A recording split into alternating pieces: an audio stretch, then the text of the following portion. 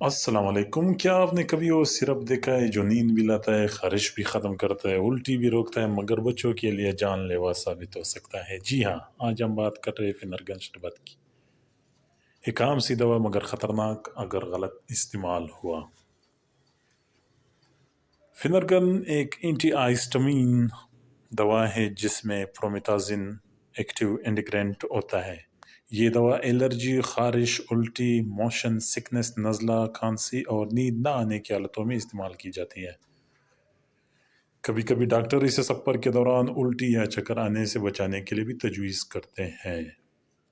فنرگن کو 6 سال سے کم عمر کے بچوں میں بالکل استعمال نہیں کرنا چاہیے، کیونکہ اس سے سانس کے رکنے اور دماغی مسائل کا خطرہ بڑھ جاتا ہے۔ اگر 2 سال سے کم بچے یہ دوا لے لیں تو ریس سنڈروم جیسے خطرناک اثرات بھی ہو سکتا ہے، جن میں دماغ اور جگر کے سنگین مسائل پیدا ہو سکتے ہیں۔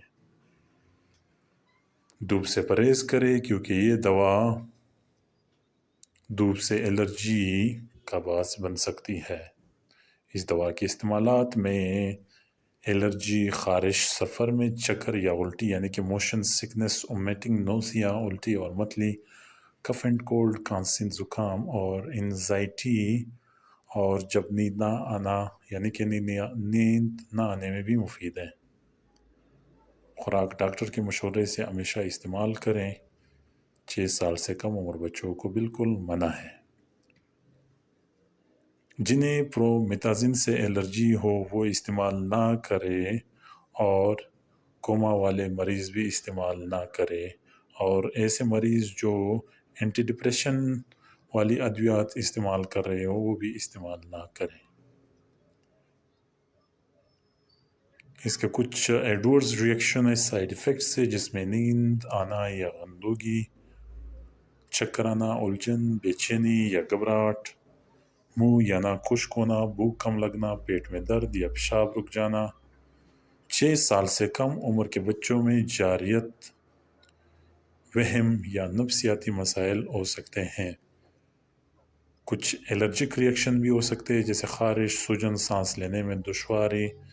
اس کے ساتھ ساتھ بلڈ پرابلم جیسے انیمیا بھی ہو سکتا ہے۔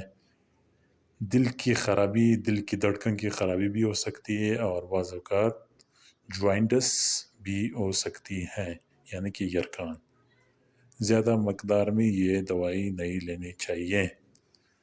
بچوں میں اگر لے لے تو اس سے کنفیوژن ہو جاتی ہے اور ایلوسینیشن بھی ہو جاتی ہے، سانس بھی رک سکتی ہے، دماغی معذوری بھی ہو سکتی ہے۔ اس صورت میں فوراً اسپتال لے جائیں اور اس کے علاج پہ توجہ دی جائے۔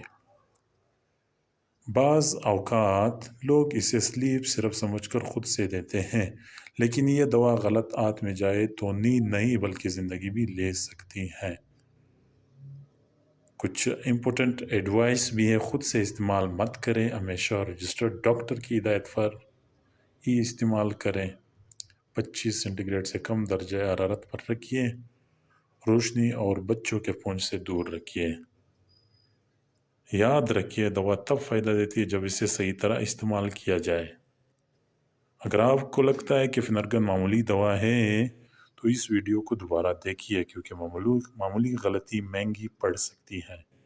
ویڈیو پسند آئی تو لائک، شیئر اور سبسکرائب ضرور کریں تاکہ ایسی مزید ہیلتھ ویڈیوز آپ تک پہنچتی رہیں۔